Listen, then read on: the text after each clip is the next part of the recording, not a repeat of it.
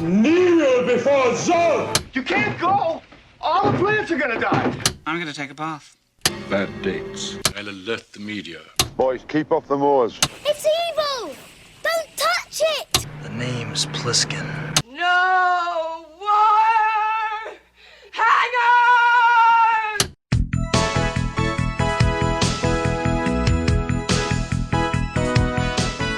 Welcome to a very special Vintage Video Patreon pick, where our patrons at the $100 tier are invited to request any pre-80s title they'd like for a custom review from the Vintage Video team, overanalyzing what you've seen and spoiling what you haven't. I'm Patrick O'Reilly. I'm Jesse Bayless. And I'm Richard Wells. And today, Louis Letizia has asked us to review Mother, Jugs, and Speed. Released May 26, 1976, it was written by Tom Mankiewicz, based on a story by Stephen Maines and Mankiewicz, directed by Peter Yates, and released by 20th Century Fox. Joseph Barbera of Hanna-Barbera fame had the first thought of a film about ambulance drivers and hired Stephen Maines to produce a draft before screenwriter Tom Mankiewicz was brought on for a page one rewrite. As research, he did a series of ride-alongs with ambulance driver Tom Haphazard, who I have met several times as he was a good friend of my dad's. During one of their runs, Mankiewicz was witness to a stabbing, a suicide attempt, and a heart attack, and he realized that he needed to temper the comedy with deadly serious moments. Mankiewicz was at a party at Natalie Wood's house and met director Peter Yates, who was looking for a comedy with bite as his next film. Mank rushed out to his car and came back with a draft of Mother, Jugs, and Speed, and the next day, Yates was attached.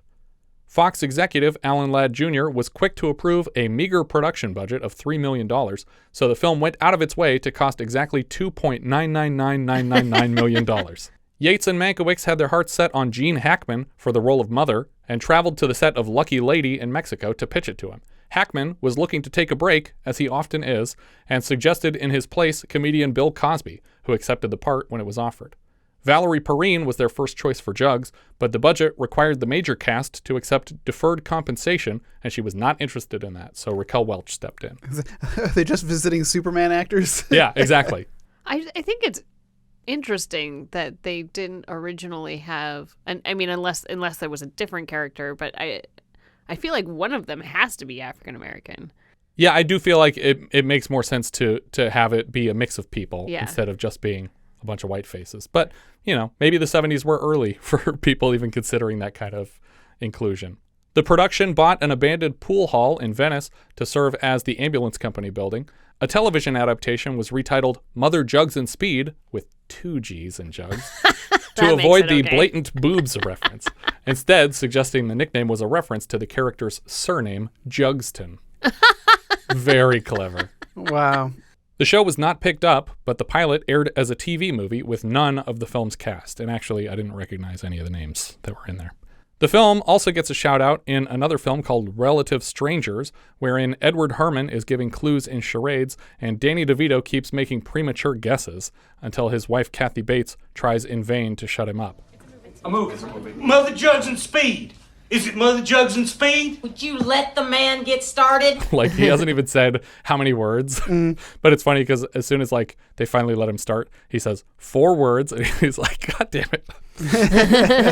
But it's not Mother, Jugs, and Speed. We open tight on the face of Alan Garfield as Harry Fishbine making a speech. I don't have to tell you people times are tough.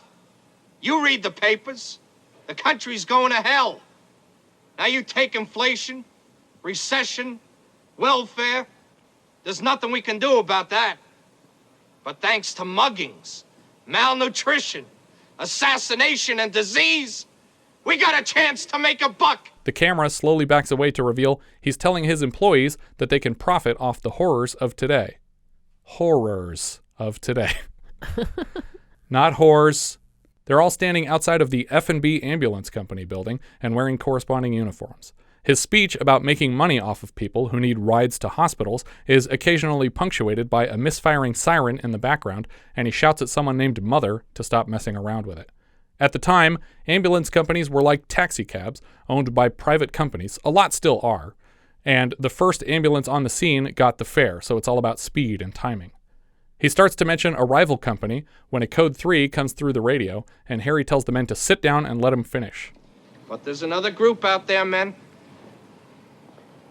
And I will not dignify the Unity Ambulance Company by mentioning its name, but they want our territory.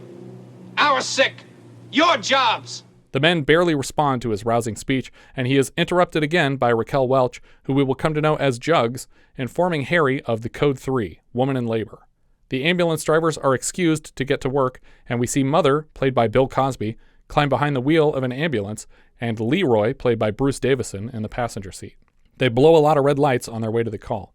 We cut from the ambulance POV to a ladies' wrestling match. One of the women is tossed from the ring, and the top rope breaks loose, sending her flying into the stands. She starts gripping her chest in pain, while spectators dump beer and popcorn all over her. Later, we see the woman wheeled out on a gurney. Now, I assumed that we kind of jumped back in time a little bit, and this was the woman in labor, that she was like wrestling pregnant and got thrown out. But we see that she's being picked up by a different paramedic from the same ambulance company, Murdoch, played by Larry Hagman. He tries to hit on her by pointing out how unattractive he usually finds lady wrestlers, and she's having none of it. He keeps resting his hand on her crotch in the car, supposedly to report an injury there, and she gets him in a headlock. Hey, wait a minute! Put your hand on my coxsole joint again, and I'll swear to God I'll pull yours off. Okay, Jesus! We cut back to Mother receiving another Code 3, this time at a bar and grill. When they arrive, it's not a bar, but a private residence, and it looks like they've made a quick stop on their way. A man appears to have OD'd on the bed, and his lady friend appears similarly intoxicated. Mother finds an open kit with needles on the floor and picks it up. They inform her that as a private service, they cannot legally collect her dead friend until he's been officially pronounced dead by the fire department. He offers to call the fire department for her, but otherwise there isn't much for them to do here. They return to their ambulance and jump on the radio. We got a DB here at East Horizon, Cowboy. Call the fire and the sheriff. Then we get some mysterious radio chatter. He asks for a head start before they call in the troops, and she tells him that Harry says not to get caught. It sounds like he doesn't want the cops to know that he left the scene for another call, so he's asking her to wait a bit before she reports it to the fire department and the sheriff's department. But why not just delay reporting it to Jugs in the first place if you need the extra time? Harry says don't get caught, Mother. Harry says to play it cool. Tell Harry... Mother enters the bar and is pointed to the back booths where the victim is deceased from alcohol poisoning. The cops are here finishing up paperwork. One of them, Davey, is played by L.Q. Jones, and Mother has to grease his palm to take the woman away. Davey bumps the bribe up from the regular 30 to 50. Or is it 3 to 5? No, 3 to 5. They keep saying 3 and 5. Yeah, because it was 10% of what they get from the county. Oh, it's 10%. Okay. Yeah. That's what's going on. I assumed that it would be more than that because we learned that he says something like, I'm only going to get 30 from, but when Alan Garfield is giving the speech earlier, he says that each person they bring in is $42 or something like that. Yeah. When Mother drags his feet paying, Davey suggests he might call Unity instead of F&B next time. We cut away to a group of women meeting for a poker night. One of them stands on a chair to unscrew a light bulb from a fixture over the table when the chair tips and she yanks the fixture down from the ceiling. Lots of debris comes down with it, and we cut back across town to the OD scene, and the F&B ambulance is arriving to find a Unity ambulance parked outside. Mother sends Leroy with a tire iron to handle the other ambulance. Or I don't know what he has. He has something in his hands. He's going to use it to flatten the tire, so I don't think it's a tire iron. Inside, he breaks it to the Unity guys that they were here first to collect the OD and that they are the ones who called the sheriff's office, so they have dibs on this collection. The cops scold Mother for leaving the lady junkie alone with the body. Mother recommends that he arrest the woman, but the cop says since she was left alone, she was able to ditch all evidence of any drug use. Mother kicks the bed and the heroin kit falls to the floor from underneath it, with a big glob of chewing gum on the side. He hands the kit to the cop and puts the gum back in his mouth before he is awarded the corpse by the police. One of the other paramedics, Albert, points out that they left to collect another body and it's illegal for them to double stack them. They already got another body in their rig. That's illegal. Just common sense. I mean, how can you get stiff downtown and you got 2 flat tires? Albert checks out the window and confirms that the F&B guys have sabotaged their car. Do you guys recall the last time we heard an EMT argue the need to arrange for a single ambulance per victim? What was that? I don't. Here's a hint. There was only one victim, but they couldn't prove that it was one victim because it was in 2 halves. Because this is the Black Dahlia movie, and I can't remember the title of it. Oh, the 2 brothers. One of them is a priest. Cop and a priest. And what do both of those people hear? Confessions. True confessions. True confessions. Yes. Nice. You got there. Across town, Larry Hagman, as Murdoch, and his partner arrive at the apartment with the poker night implosion and carry a gurney upstairs. They load the woman up who fell off the chair and broke her hip, but she's so big that they have to roll her onto the board chest down. They get the board onto the gurney with the help of 3 more women from the party, but the wheels aren't locked on the gurney, so as soon as they get her halfway down the stairs, the steps are buckling beneath them, and the paramedic falls through them, and they lose control of her. So, probably shouldn't tell this story, but I'm going to. My grandmother called my father and I because she had gotten a clot in her leg, and she was home alone. She was living with my aunt, but my aunt wasn't there at the time. So my dad and I had to go get her, load her into a wheelchair, and then carry her down the stairs of the house. Oh my gosh! And I just, and she was not a small woman, and so watching this scene was like, oh my god, bringing back terrible memories. This is my dad and me trying to get my grandmother down the stairs.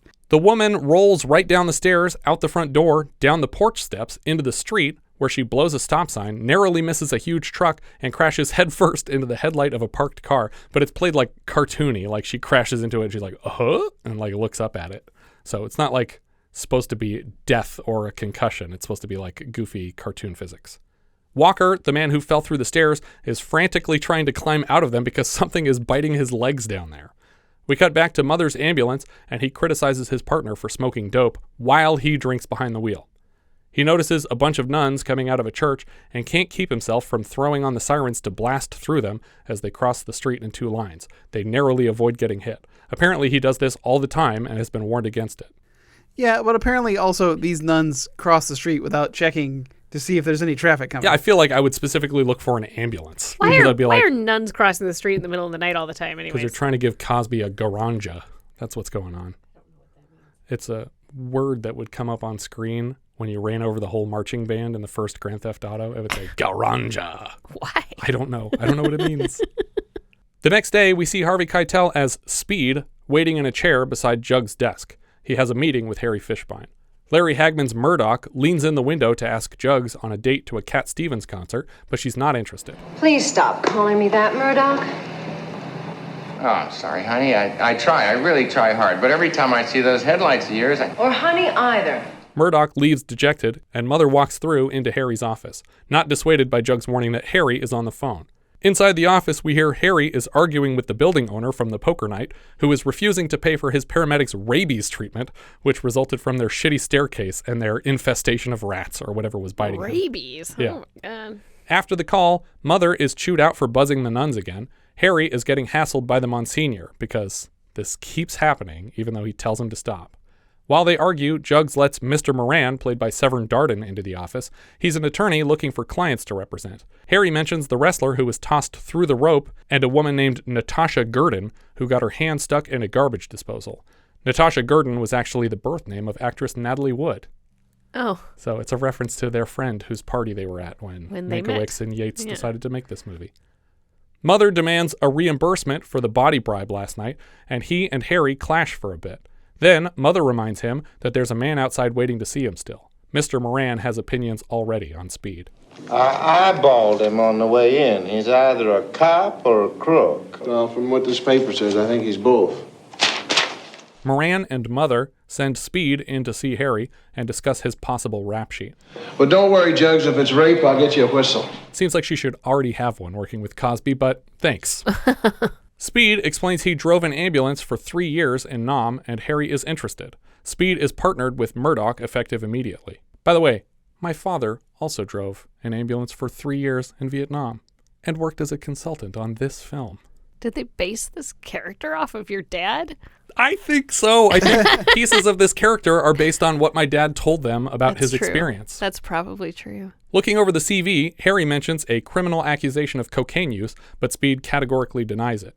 Speed refers to the paramedics as Florence Nightingales, and Harry warns him that he's too pretty to make jokes like that around here, especially partnered as he is with Murdoch.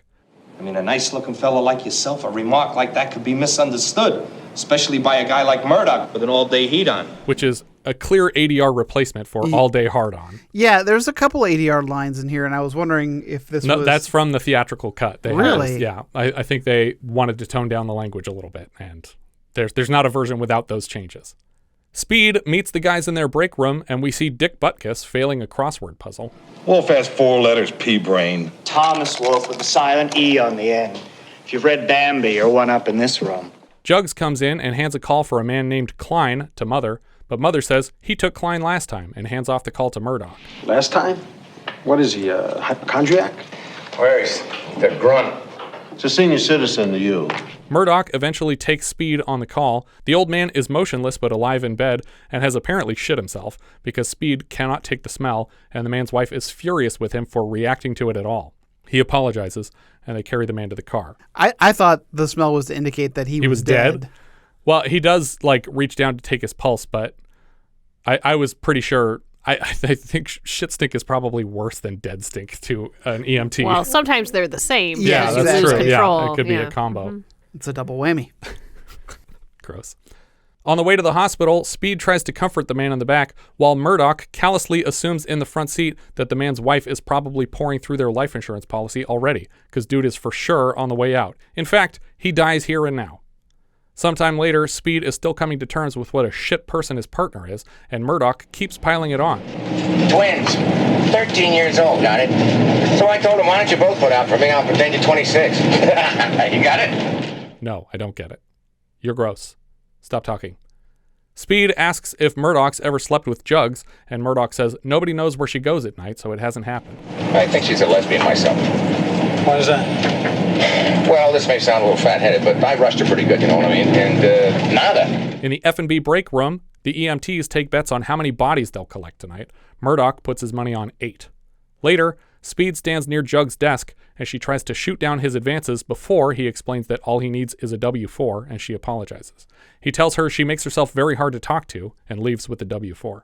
She's intrigued by this approach.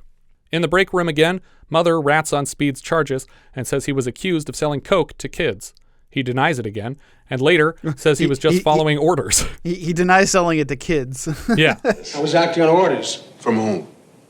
Al Capone. Murdoch seems upset to have been paired with an alleged drug dealer, and they shout at each other for a moment before Speed storms out. You better not fool around with him. He knows Al Capone.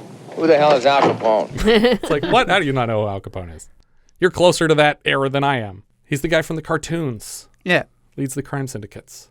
Syphilis. He had a lot of syphilis. Yeah, everyone's favorite cartoon as a kid. Syphilis. Syphilis symphonies. We get a short, relatively useless scene to establish that in the evenings, Harry's wife, Mrs. Fishbine, takes over for Jugs. We cut to Jugs drinking wine in a booth by herself, and by chance, Speed enters the same place and offers to join her, but she's not interested. He assumes she told Mother about the allegations against him, but she corrects that Mother told her, but only to protect her. Can't be too careful working around a convicted criminal. Well, I didn't think you'd been convicted of anything, just accused. I've been waiting for someone to notice the difference. Speed asks why she puts up with Mother and the guys calling her Jugs.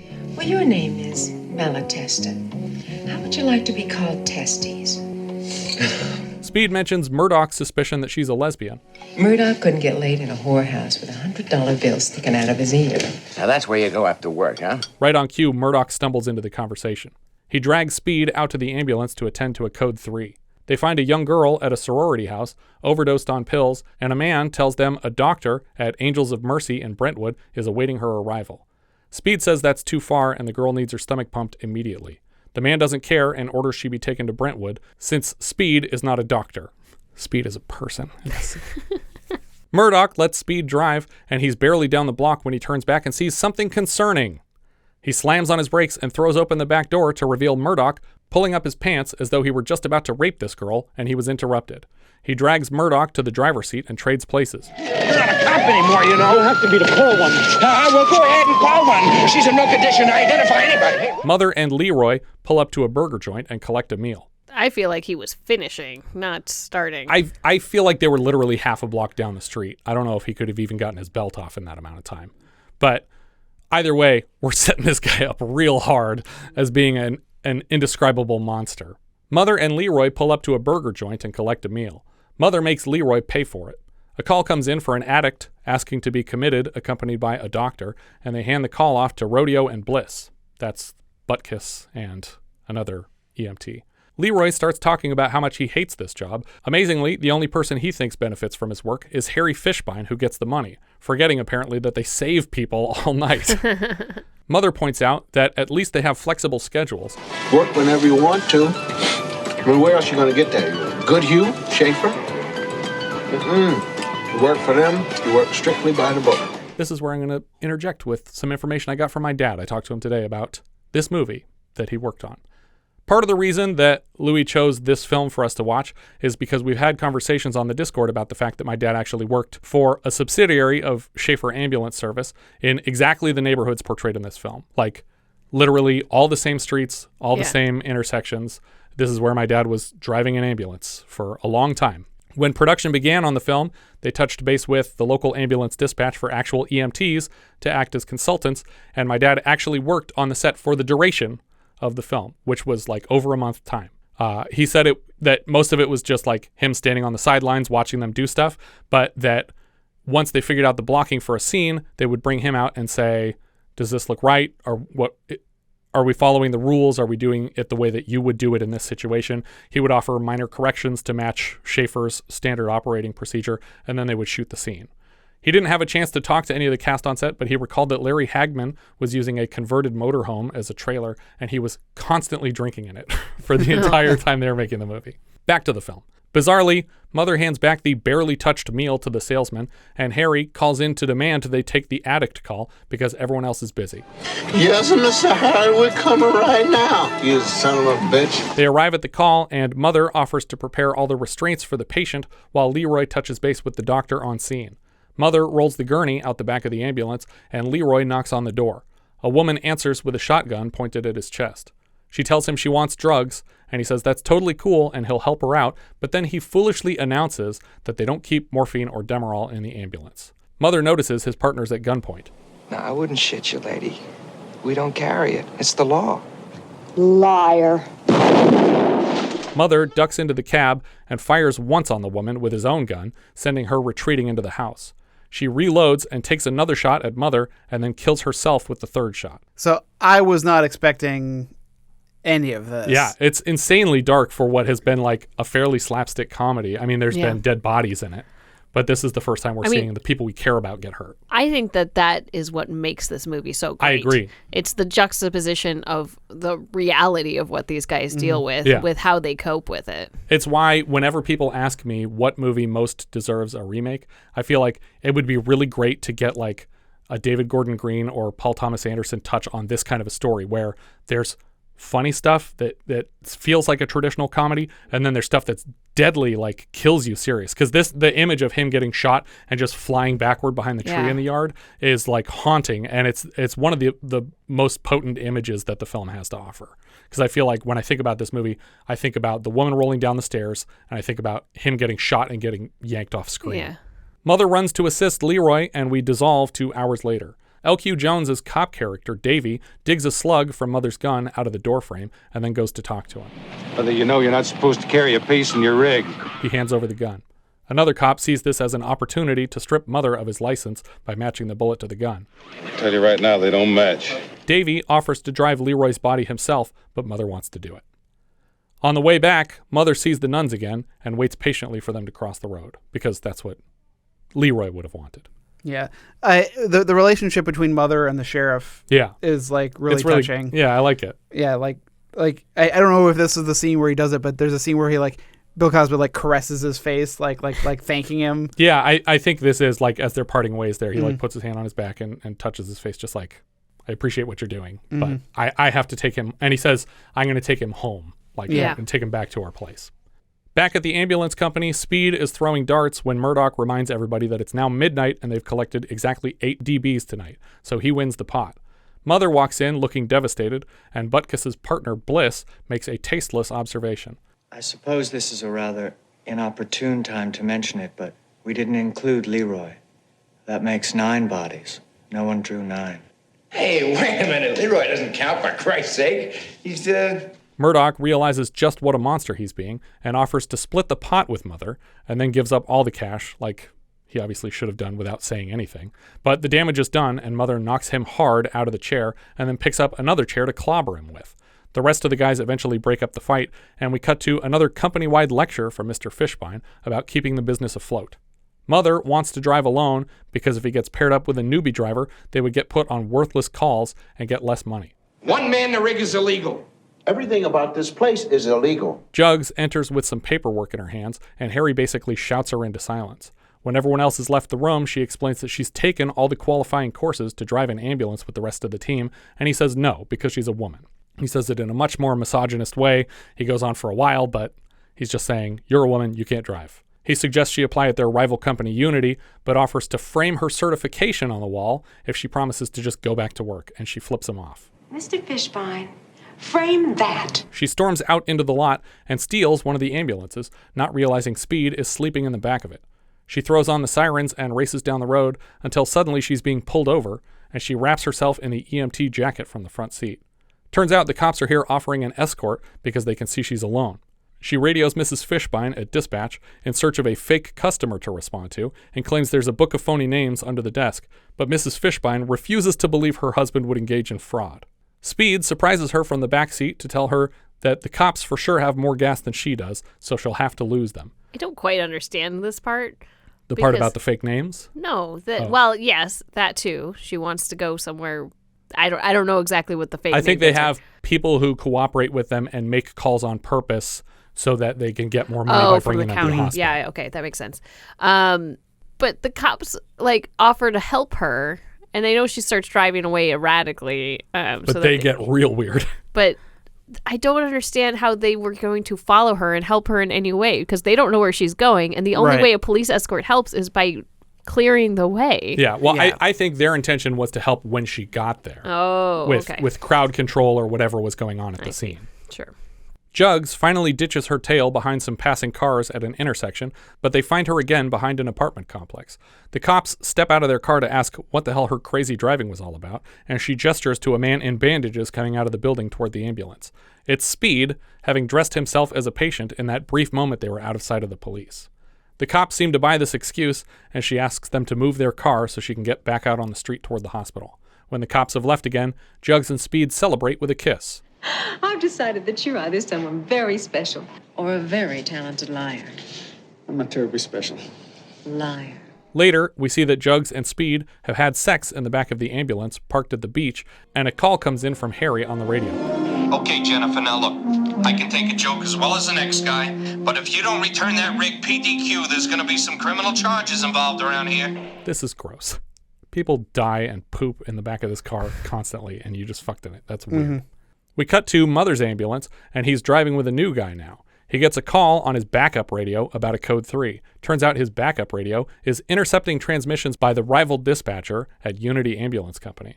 He decides to steal their fare. It's like when Tom Green was delivering pizzas to people's houses right as the pizza guy pulled up. And he just dumped a tackle box full of toppings. What did you order? What did you order?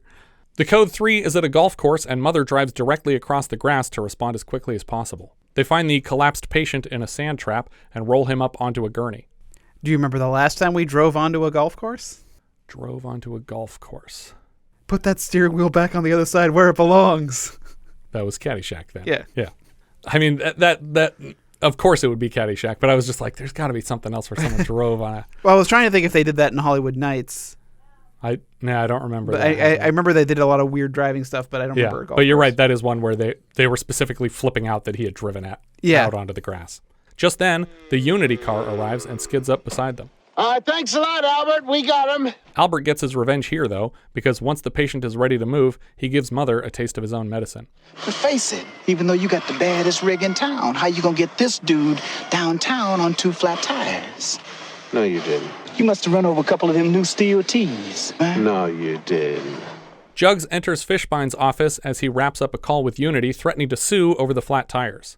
He tells Jugs he'll sue her too for stealing his car, and she says she's already spoken with Mr. Moran about a discrimination suit since he won't let her drive and she's 100% qualified. I do like in this moment, because Mother's standing behind him on the phone, and he's like, "You slash those tires." Like, they didn't slash them. Like, and he says just let the air out. He says it over and over again because he's just like he's in reality he's buddies with the Unity guys. And also Harry knows this, but he just wants to get money out of this other guy because he even says at the end, he's like, "I know what they did to the tire." Like after he hung up, he's just like, "It doesn't matter if I can say this in court.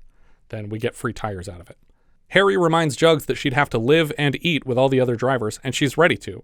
Mother is nothing but encouraging, for now. He suggests pairing Jugs with Speed, which seems counterintuitive because that would put Murdoch in Mother's unit, and there's no way he wants that. Jugs proposes she could ride with Mother, and suddenly his support for her dissolves. We cut right to Mother, Jugs, and Speed sharing a unit. Jugs is in the back, I guess as a ride-along to learn the ropes. The first call they respond to is an elderly gentleman who somehow got the beans above the Franks. That's my note. Meaning he zipped up his dong. How'd you get the beans above the Frank? Mother puts Jugs on unzipping duty. Now, don't excite her, man. If that thing swells up, those zipper marks are going to look like a set of tire tracks. We cut to Mother getting a massage from a woman in a bikini. There's actually multiple girls in the room, and one of them asks for a hit of something. He offers a syringe of B12 and stabs it into her butt. But no funny stuff this time, okay? Honey, you can't tell which one is the needle by now. The implication being that, at some time in the past, Bill Cosby, of all people, might have given a woman a drug she didn't ask for so that he could take advantage of her sexually. What a ludicrous suggestion. Mrs. Fishbine calls the unit, driven by Jugs and Speed, to report a code 3 at a local market, another woman giving birth. They abandon Mother at a massage parlor to answer the call. We cut right to them loading the pregnant woman into the ambulance. When they get her to the hospital, a doctor claims they can't handle the woman here and suggests they take her to the county facility even as she starts giving birth. The doctor is stubborn, so they return to the car to try for county. They are still 5 or 6 minutes away when the baby begins crowning, and they pull over to deliver it in the ambulance. The baby is born, and the mother is very grateful for their help, but she begins hemorrhaging. Try as she might, Jugs cannot stem the bleeding, and soon they have lost the mother. Speed is speechless while Jugs and the baby cry. Later, we see Speed and Jugs in an apartment, still recovering from last night's trauma, when Mother comes through, inviting them to a meeting at City Hall to present a show of force for Mr. Fishbine. Speed heads out to get coffee for the trio, and when he's gone, Mother makes a crack about Jugs jumping into bed with him. She begins sobbing as she retells the events of the previous night. Mother assures her that a hemorrhaging like the one that killed that mother is impossible to prevent. Not even the doctors at the hospital could have kept her alive. He advises her to think about the child she saved and not the doomed woman. The F&B Ambulance Company and Unity Ambulance Company are brought together before City Hall. Unity is commended for their hiring of minority drivers, at which point Fishbine tries to take credit for hiring a woman driver, even though he fought tooth and nail against it. Mother explains the exchange rates for women to other minorities. I feel that she's worth 4 blacks, the future draft rights to 3 Chicanos, and a Chinaman to be named later, sir. The purpose of this meeting is that one of these 2 companies will be chosen for an officially binding contract with the city, and the offer is all but made to Unity, but the councilman leading the announcement points out that neither company has the facilities to honor a city contract. The owner of Unity proposes a merger. Aside from some disagreement over what it should be called, the merger seems acceptable to all parties except Fishbine. Right on cue, a call comes in for the address of F&B Ambulance Company on Rose Avenue, and everyone leaps to action. Speed radios Miss Fishbine to find out what's going on, and she's just crying on the other end of the radio. Murdoch is there looking haggard and takes over the radio to ask where everyone went. He is thoroughly intoxicated and tells a story about a friend who lost his pants and for some reason needs an ambulance. He brought the man to F&B, but nobody's there, and Unity isn't answering their phones either. I imagine there's a lot of people dying all over town while both of these ambulance companies had a big meeting. Murdoch takes out a gun, and Mrs. Fishbine tries to talk him out of suicide, but he points the gun at her. Over the radio, they hear her screaming and a gunshot before it cuts out, which is already like, God damn, this movie's getting so dark. Mm-hmm. The camera cuts back to F&B and the aftermath. How could I have done it? How could I have done it? How could I have missed? He tells Mrs. Fishbine she's actually quite attractive, and he never noticed it before. Thank you, Dick. My name is John. And I wanted her to say, yeah, I know, Dick. When all the units arrive outside the building, Murdoch starts firing on them indiscriminately with his gun, even though Mother didn't think he had it in him. Speed pops out of the car and runs for cover, but takes a bullet through the collarbone. Not through the bone, but through the skin part, in and out. They all hide behind another parked car in the lot. The police arrive to take over the situation and make a plan to enter through the back to draw fire. Butkus and LQ Jones have their first interaction and realize they're both from Texas. Hey, you from Texas? Lubbock, born and bred. No shit, I'm from Amarillo. Is that right? Yeah. Hi. Harry notices smoke rising from the building and is suddenly paranoid that his business will go up in flames. Harry, aren't you forgetting something? What? Oh, your wife's in there. Oh, my God! Peaches! Peaches, get in there, baby! Stamp out those flames! It's such a great line. That's like, honestly, that's my favorite line of this whole movie. That's such the perfect thing for this character to say. I like the line of Mother telling the sheriff, let's have you, me, and your deputy head towards that other ambulance so when he gets shot, he's close to a vehicle. There you go. Mother sneaks into an ambulance to get his Magnum back, but Murdoch catches him opening the door. He tries to shoot Mother, but his gun is empty, and one of the cops opens fire, killing Murdoch from behind. This is a weird moment. Yeah. Because Hagman's got the gun pointing at it, and he goes, oh, bang. Like I fucked up. Yep. And then just is immediately shot to death. Yeah. SWAT shows up seconds late and are disappointed to see the sheriff's department has it handled. Sometime later, Speed has apparently been reinstated with the police department. We see the two ambulance companies have merged for a probationary contract with the city. Jugs is upset to be back behind the dispatch desk, while Mrs. Fishbine recovers from her trauma in the hospital. Speed tells her to quit her job.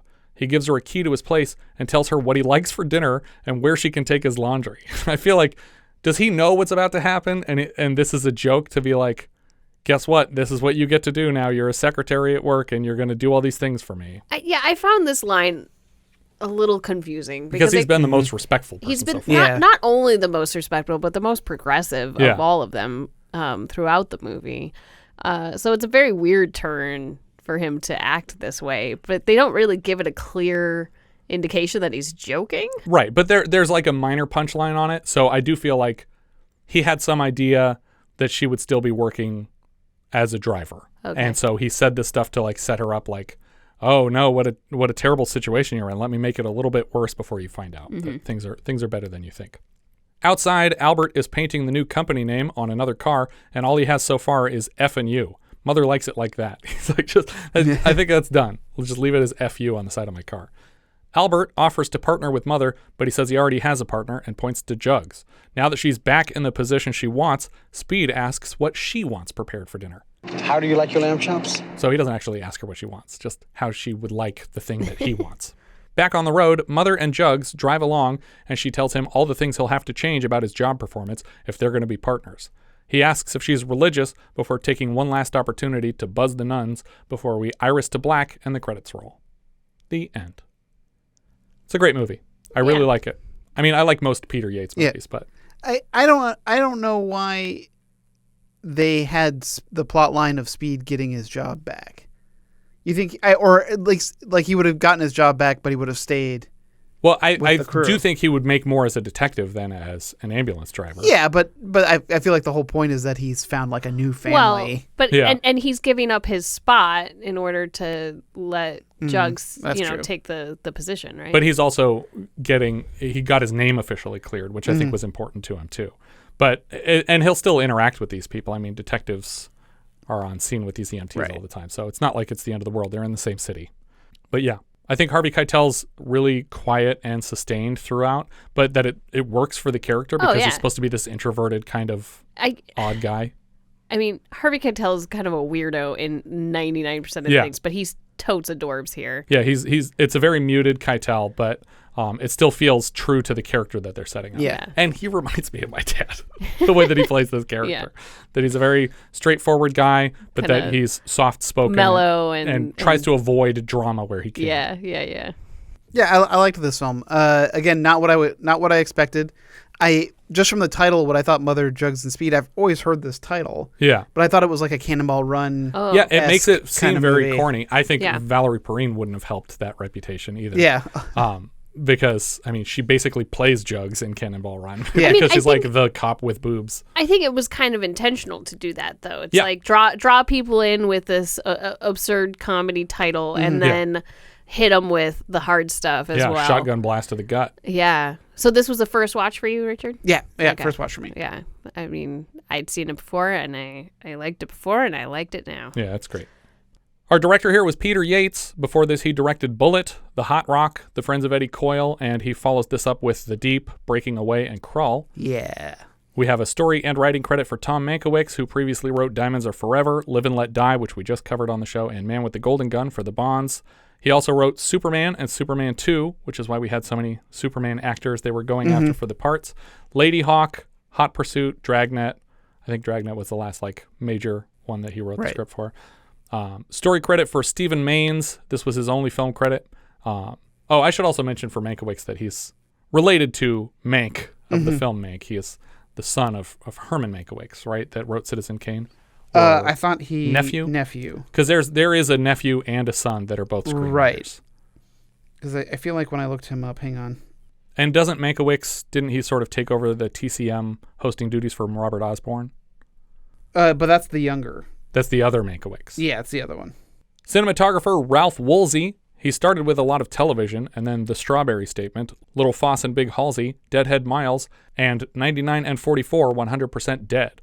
After this, he lights Lifeguard, The Great Santini, and so far on the show, The Last Married Couple in America and Oh God Book 2, which I think were both directed by Gilbert Cates. The editor here is Frank P. Keller, who edited a Terminator precursor called Cyborg 2087 that I recently covered with Ian Graham for a Terminator-themed episode of the Cult Connections podcast. Be sure and check that out. He also edited Bullet and The Hot Rock for Yates. Bill Cosby played Mother. He was Alexander Scott in 82 episodes of I Spy. He was Dr. Huxtable in 197 episodes of The Cosby Show, which is weird because his character's not named Cosby on the show. Right. But the show's called The Cosby Show. The first credit I always think of is Ghost Dad. I don't know why. The first credit? That's the first one I think of. Not the Cosbys. I've seen Ghost Dad more than I've seen. If you added up every time I watched an episode of The Cosby Show, it doesn't equal the number of times that I've watched Ghost Dad. Not Leonard Part 6? No. That's weird. I felt like I couldn't start so late in the series. He was also in 3 seasons of Prison for aggravated indecent assault after drugging and raping a number of women. But the conviction was vacated in 2021, and he was released because prosecutors fucked up the case. By the way, his name in the film is mentioned a couple times as Tucker, which explains the nickname Mother. Oh. His last name is Tucker, so people called him Mother Tucker, or Mother for short. That makes more sense. Right? I thought that they were sarcastically calling him Mother because he's so darn caring. Yeah. Raquel Welch played Jugs. She's Fuzzy Britches in 1 Million Years BC. Lillian Lust in the original Bedazzled. She was Myra Breckenridge in Myra Breckenridge. Also, Fuzz, Bluebeard, The Last of Sheila, The Three Musketeers. She only just passed away in February of this year, and her last film credit was for a movie I ran the dailies on called How to Be a Latin Lover, which is actually a super underappreciated comedy, directed by Ken Marino. Oh. Yeah, good stuff. Harvey Keitel played Speed. He got his film start in a lot of Scorsese stuff, Mean Streets, Alice Doesn't Live Here Anymore, Taxi Driver. After this, he shows up in Apocalypse Now. We've seen him so far in Saturn III and Bad Timing. Later, he shows up as Judas in The Last Temptation of Christ. He's in The Two Jakes, Thelma and Louise. I think he's one of the two Jakes, right? Isn't he one of the Jakes in The Two Jakes? I've actually never seen The Two Jakes. Okay. Thelma and Louise, Reservoir Dogs, Bad Lieutenant, Pulp Fiction, From Dusk Till Dawn, U-571, Little Nicky, Inglourious Bastards, Moonrise Kingdom, and more recently Scorsese's Irishman film. Allan Garfield played Harry Fishbine. He is in Busting, The Conversation, Nashville. After this, we've seen him so far in The Stuntman, One Trick Pony, and Continental Divide, and he passed away in April 7th of 2020, so I think we mentioned that right after it happened on the show. Larry Hagman played Murdoch. Mankiewicz said Hagman would regularly show up in costumes from other jobs he was working. So like an astronaut or like a war general, and it's like, what are you doing? Why do you look like this? And it's just like, I didn't change. He was JR on 356 episodes of Dallas, Major Nelson in 139 I Dream of Genies. He directed Blob sequel Beware the Blob.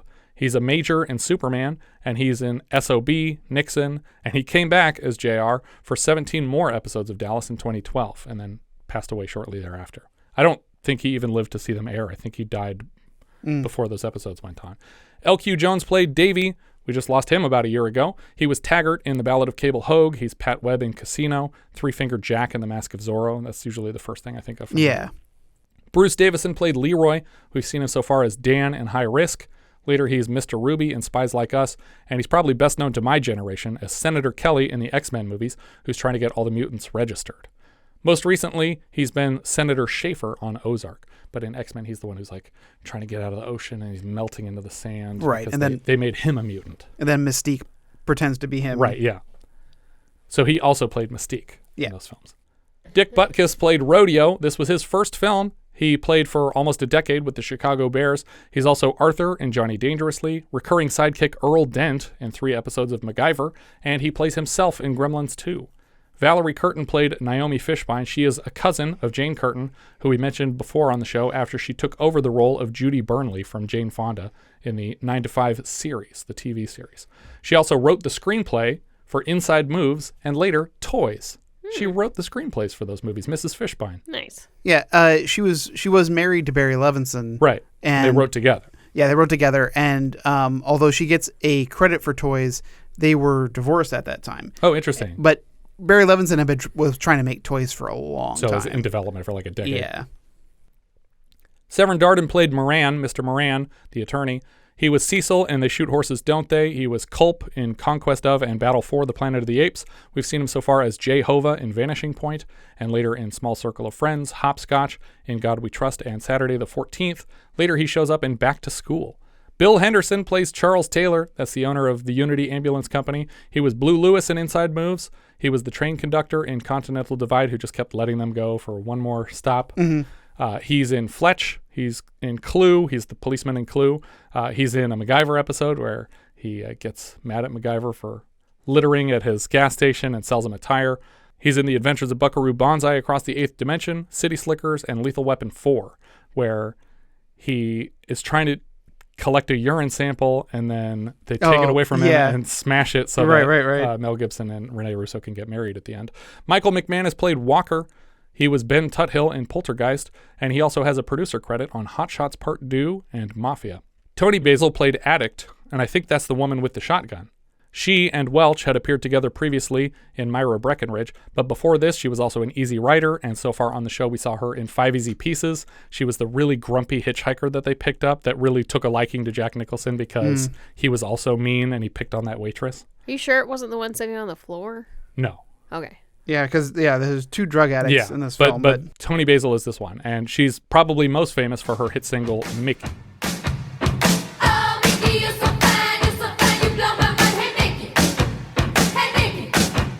Erica Hagen played Massage Girl, Marcia. We saw her last as a furniture girl in Soylent Green, so same kind of role. Arnold Williams played Albert. We just saw him as a cab driver in Live and Let Die. He's also in The Hot Rock, King of Marvin Gardens, Scream Blackula Scream, and Inside Moves. Tim Reed played a Unity dispatcher. He had long-running appearances on Simon & Simon, WKRP in Cincinnati, and Sister Sister, like over 100 episodes each. Mark L. Taylor was Doctor Who Refuses to Take Pregnant Woman. This was his first film. After this, he shows up in Marathon Man, Damnation Alley. We've seen him so far in Serial, Raise the Titanic, Any Which Way You Can, and he does a lot of cartoon voices on shows like The Smurfs, DuckTales, Darkwing Duck, Tailspin, Aladdin, The Mask, Pinky and the Brain, and most recently he was Farmer McGinty on Disney Plus's Rocketeer cartoon. Did you ever see any of that? It was more of a kids show, but it was like a follow-up to the Rocketeer, right? Yeah, it was supposed to be in the same universe, but with a new character. And but childish. It was designed for a much younger audience. It looked like Paw Patrol, kind of. Sorry, I'm just imagining the Disney executive that's like, you know what really young toddlers love? The Rocketeer. Yeah. And they're like, let's make it like a sequel. And it's like, so it would take place in what, the 50s? The 60s? Because the original took place in like the 20s, right? When does the Rocketeer take place? It's the 40s. It's because Howard Hughes is right, and it's World War II and Nazis and shit. But it's before the U.S. entered the war. Right, because some of us were like, yeah, I haven't picked a team yet. It's like, what the fuck is wrong with you, America?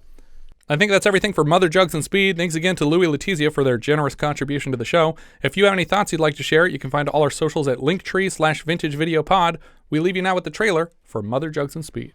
I don't have to tell you people times are tough. You read the papers. The country's going to hell. Now you take inflation, recession, welfare. There's nothing we can do about that. But thanks to muggings, malnutrition, assassination, and disease, we got a chance to make a buck. Attention, ladies and gentlemen. We have an urgent code 3 from 20th Century Fox. Be on the lookout for Bill Cosby, Raquel Welch, and Harvey Keitel in Mother, Jugs, and Speed. An outrageous, hilarious, and sometimes alarming film. Oh my God. That pays tribute to America's unsung heroes, the ambulance drivers. Those courageous and compassionate men and women who spend their days and nights driving sick people to the doctor, driving hurt people to the hospital, and driving each other crazy. Bill Cosby is Mother, the best driver in the business. I'm the Brown Hornet. This is my swarthy Filipino sidekick, Keitel. Raquel Welch is Jugs. Stop calling me Jugs. A girl with tremendous ambitions. It took me months to complete these courses. I'm just as qualified as any man. All we gotta do is hire a woman driver, put her behind the wheel, and most people would rather bleed to death right there in the street. Harvey Keitel is Speed. They don't call me Speed for nothing. Well, let's hope they don't call you Speed for everything. You might call this a comedy. You got a hell of a sense of humor. You might call it a drama. Just relax, everyone. Or you could call it a love story. But no matter what you call it, we call it Mother, Jugs, and Speed. 10-4.